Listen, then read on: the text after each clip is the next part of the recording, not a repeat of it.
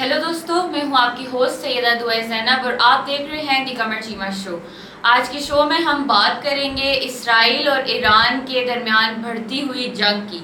Missile attacks, nuclear sites पर हमले और सबसे अहम अब तक की जो सबसे अहम न्यूज़ है वो ये है कि ईरान का ये कहना कि हम कभी सरेंडर नहीं करेंगे।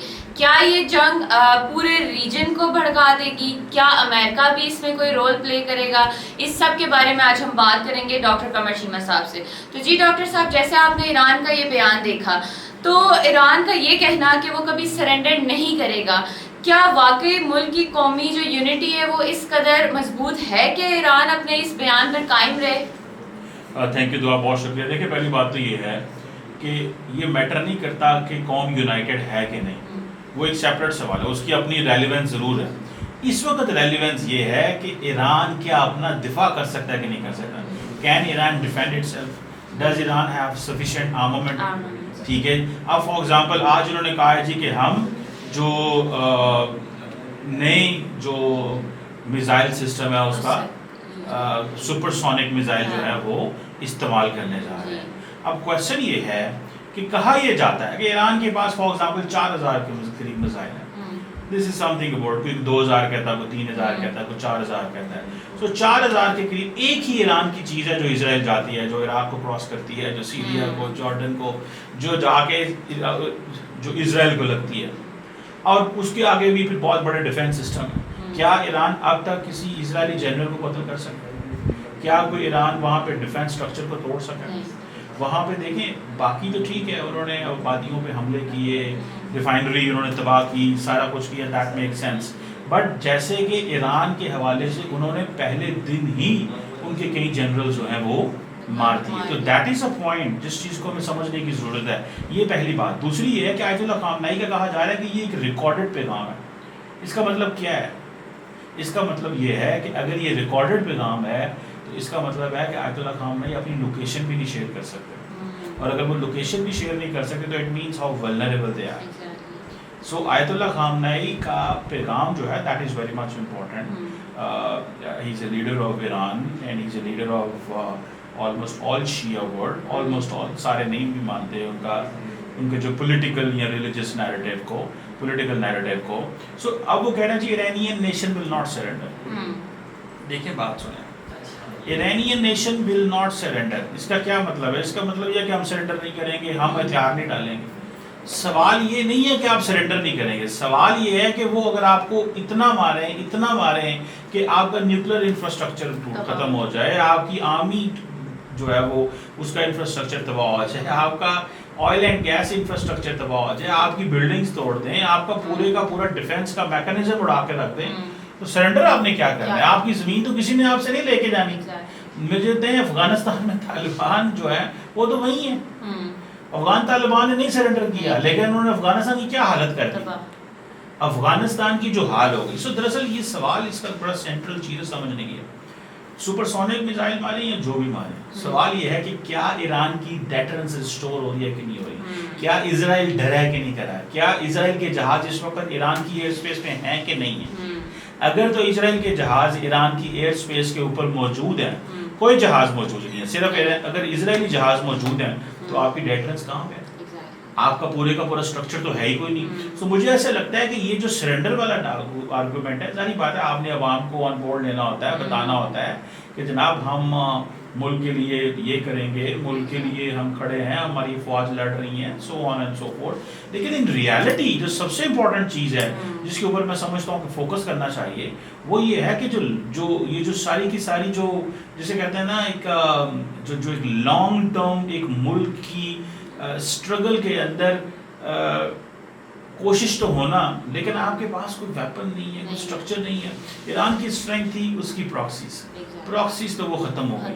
ठीक है, जब आपकी प्रॉक्सीज ख़त्म हो गई तो फिर आपको पहले जंग थी इजराइल के अंदर, अब जंग आ गई आपके घर के अंदर। और अब वो सारी प्रॉक्सीज सारे मलेशियाज ख़त्म हो गए। सो जो मौलाना ये जो आयतुल्लाह खामनाई साहब कह रहे हैं कि जो इरानियन नेशन है, जिसको ज़ाहिर बात है पाकिस्तान फुली सपोर्ट कर रहा है, बाय द वे सबको पता है कि हम सपोर्ट कर रहे हैं ईरान को डिप्लोमेटिक पॉलिटिकली, हम कोई ईरान को मिलिटरीली सपोर्ट नहीं कर रहे। इंडियंस का बहुत दिल करता है कि पाकिस्तान जो है ना, ये हम साबित करें कि पाकिस्तान मिलिटरीली सपोर्ट कर रहा है, इंटेलिजेंस दे रहा है, ये कर रहा है, वो कर रहा है, ताकि अमेरिका और इजराइल पाकिस्तान के खिलाफ हो जाए और इनकी जंग उनके साथ शुरू हो जाए।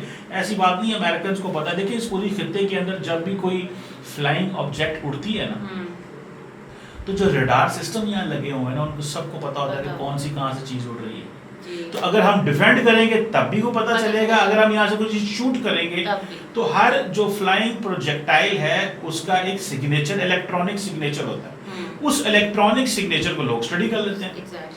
सो ऐसी कोई बात नहीं, और सबको पता क्या है। और ऊपर से आज आपको पता है पाकिस्तान के आर्मी चीफ जो है, उनको अमेरिका के सदर जो है वो लंच पे बुला रहे हैं, जो कि अनप्रेसिडेंटेड है पाकिस्तान की तारीख में, कभी ऐसे नहीं हुआ। इससे पहले पाकिस्तान के जो आर्मी चीफ हैं वो गए ज़रूर हैं, वो गए ज़रूर हैं, लेकिन वो एज ए आर्मी चीफ तो गए, लेकिन वज़ीर आज़म के साथ जाते थे। दिस इज़ फर्स्ट टाइम कि मिलिट्री लीडर जो है वो जा रहा है। इसके भी बहुत सारी बाय द वे मीनिंग्स हैं, इसको भी हम कभी अनर्थ कर सकते हैं, लेकिन फॉर अ मोमेंट जो ईरान की तरफ से सुपरसोनिक मिसाइल की बात की जा रही है, it matters but only if it restores Iran's deterrence, if it gives Iran value that Israel will not attack tomorrow, but if Israel attacks tomorrow that is something very volatile. और दूसरी बात ये भी है, ईरान कहता है जी, Iran के मैं फॉरेन मिनिस्टर को सुन रहा था बागची साहब को, कि हम मिसाइल मारना बंद करेंगे जब वो हम पे अटैक करेंगे।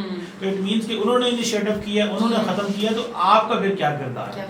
तो ये मेरा ख्याल है Iran is in hot waters.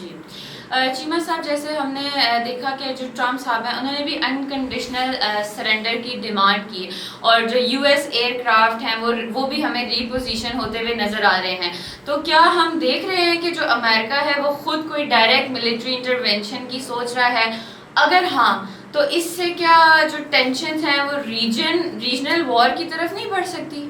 मुझे ऐसा लगता है कि ये अमेरिका डायरेक्ट 2-3 थेरीज हैं, बिकॉज इस सारी सिचुएशन में रियलिटी का नहीं हमें पता, हम जो एनालाइज कर सकते हैं।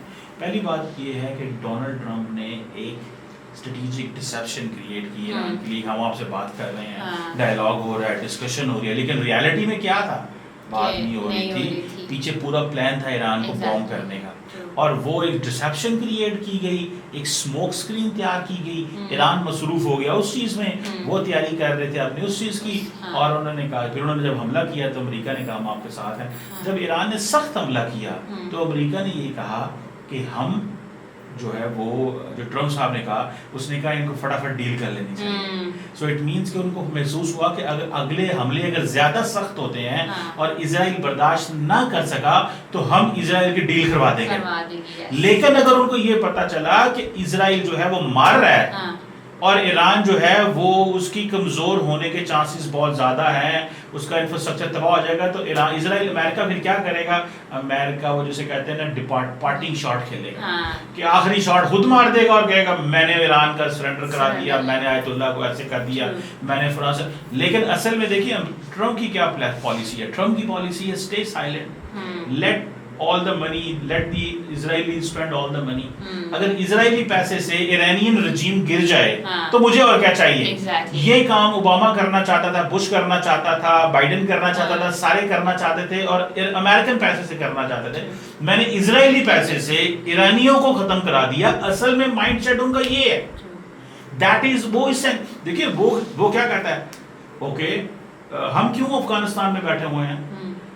IS Islamic state and Taliban आपस में दुश्मन है, तो let the Islamic state and Taliban fight. हम वहां बैठ के उनकी लड़ाई क्यों रोकी हुई हमने? तो लेट वो they get out of the situation, they got out of the situation. Islamic state कमजोर थी, तालिबान थे, उन्होंने उसके ऊपर हावी हो गए, लेकिन उनका मकसद ये था। सो इसी सिचुएशन के अंदर अमेरिकन ये चाहते हैं कि ये इस तरह हो कि इजरायली सारा कुछ हो, बंदे उनके मरे, इंफ्रास्ट्रक्चर उनका टूटे, हमारी डेटरेंस मौजूद रहे और हम जो कहें उनकी तबाही हो जाए। तो असल में वो चीज़ है। सो ये कह रहे हैं ना डायरेक्ट वो जो कह रहे हैं कि कंप्लीट सरेंडर करेंगे, हम ईरान का ये कर देंगे वो कर देंगे, वो उनको पता है कि इजराइल का काम ठीक है। और डिप्लोमेटिक सपोर्ट उनके साथ है, पॉलिटिकल सपोर्ट भी उनका है, मिलिट्री भी है। कल जर्मन चांसलर मर्ज ने भी कहीं पे बैठ के स्टेटमेंट दे दी, उसने कहा जनाब ईरान को ये करेगा, दहशतगर्द रजीम है, ये फलां करना चाहते हैं, धमकान करना चाहते हैं। सो मुझे ऐसा लगता है कि ये सारी की सारी that is a planning. Trump ने कहा ठीक है।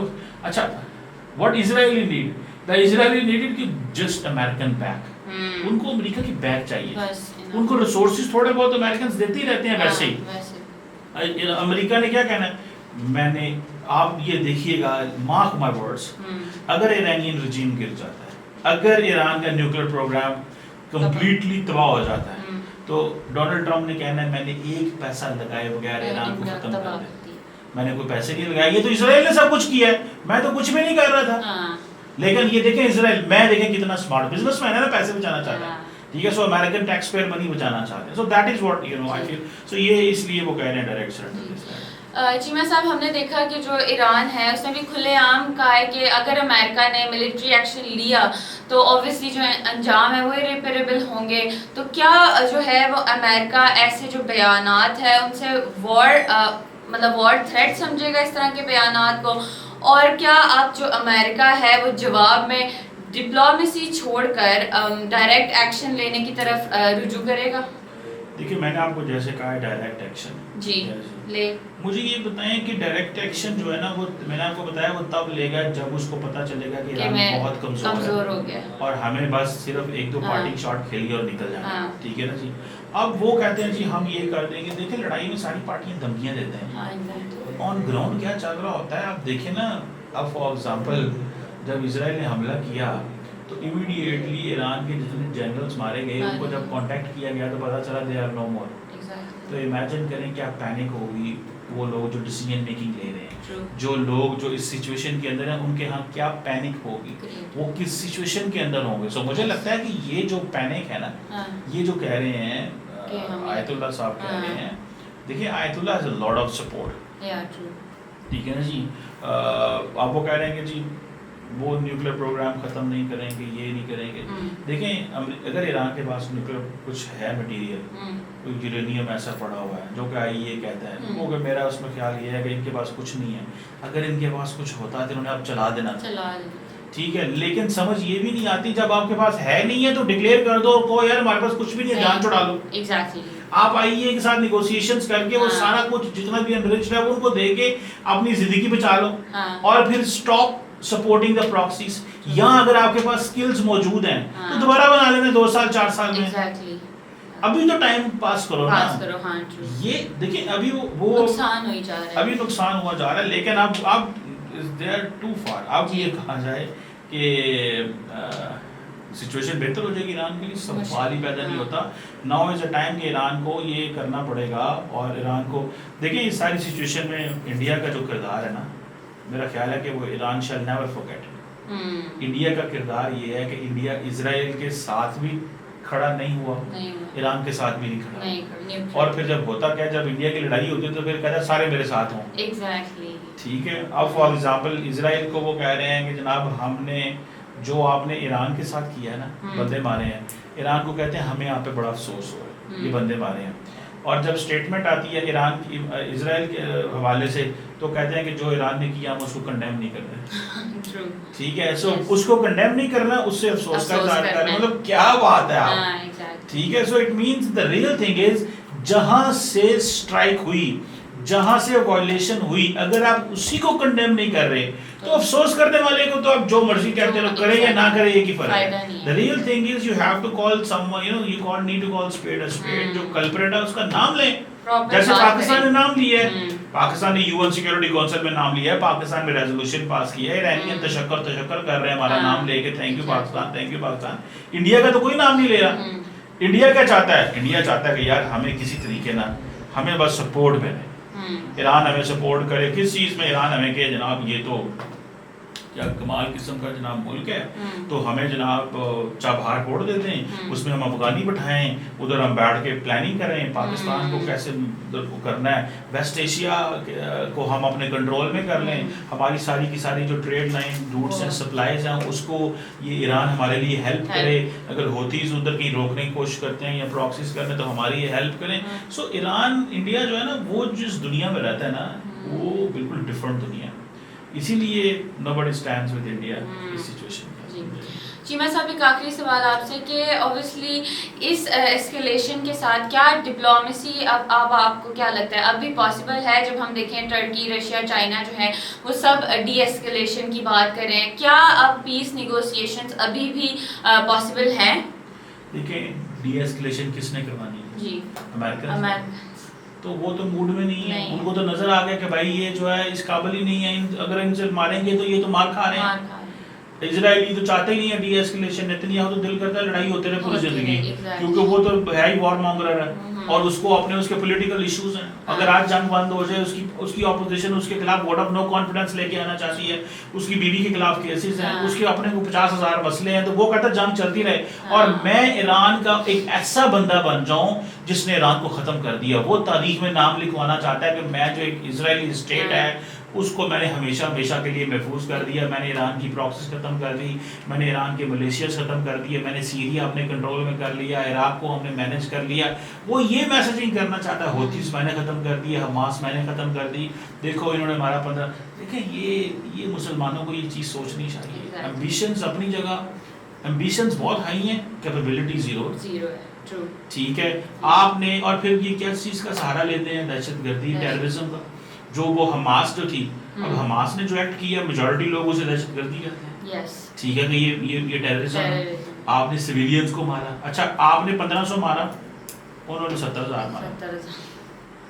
अब मुझे बताएं ना 1500 वो मार के 70,000 मरवा के 2 लाख जख्मी करवा के सारा कुछ आप 15 साल पीछे चले गए, ये कौन सी स्ट्रैटेजी है? देखिए this can not be a strategy. ये fighting you know a non state actor can not make the case, ठीक है। हाँ आप दुनिया में सिंपैथीज क्रिएट करवा लेंगे, दुनिया आपके साथ खड़ी हो जाएगी, दुनिया आपको कहेगी रेजिस्टेंस कर रहे हैं, यार आपकी पूरी नस्लें तबाह हो गई, पूरे ख़ानदान एलिमिनेट हो गए। अगर एक घर में 5 लोग 7 लोग रहते थे, स्ट्राइक हो गई, एक बंदा, उसके 4 बच्चे, उसकी बीवी, उसके माँ बाप, उसके भाई, सारे तो वो तो ख़त्म हो गए, वो तो नस्लें ख़त्म हो गई, उनका नाम लेने वाला नहीं रह गया। तो मेरा ख्याल है कि ये this is something very very serious और कोई निगोशिएशंस नहीं होंगी, कोई सीज़फायर की बात नहीं है। सऊदी अरब क्या कर सकता है? देखिए the Saudis and the Turks they are very smart. वो क्या करेंगे? वो खामोश रहेंगे, वो कहेंगे अगर ईरान कमज़ोर होता है तो हो जाए, हमें क्या। तो मिडिल ईस्ट में किसका राज होगा? सऊदी अरब का, टर्की का, इजराइल का। सो वो चाहते हैं कि ठीक है अगर वो मारते हैं उनको ख़त्म करते हैं तो करते हैं यार, एलिमिनेट कर दें, हमारा क्या है। लार्जर गोल आप देखें, अब लार्जर गोल, अब हमारे दोस्त हैं तुर्की वाले, ठीक है, उनको भी अच्छा लगेगा कि ईरान का असर वसूख कम हो। ये सीरिया के अंदर ईरान का असर वसूख था,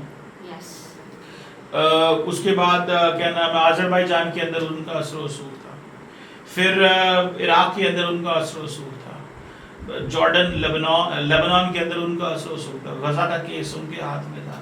तो ईरान तो सारे के सारे मिडल ईस्ट का बना हुआ था। फिर यमन उनके पास है, सऊदीज और अमारातीज यमन से लड़ते रहे कई देर।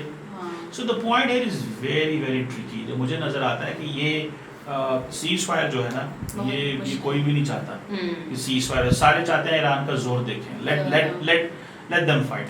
ये सिचुएशन। बहुत शुक्रिया शीमा साहब। तो दोस्तों आज हमने बात की इसराइल और ईरान के दरमियान बढ़ती हुई जंग के बारे में और हमने अमेरिका और इंडिया का स्टांस भी इस हवाले से देखा। Let's see where it goes. फिर मिलेंगे एक नए टॉपिक के साथ नए एपिसोड में। Take care.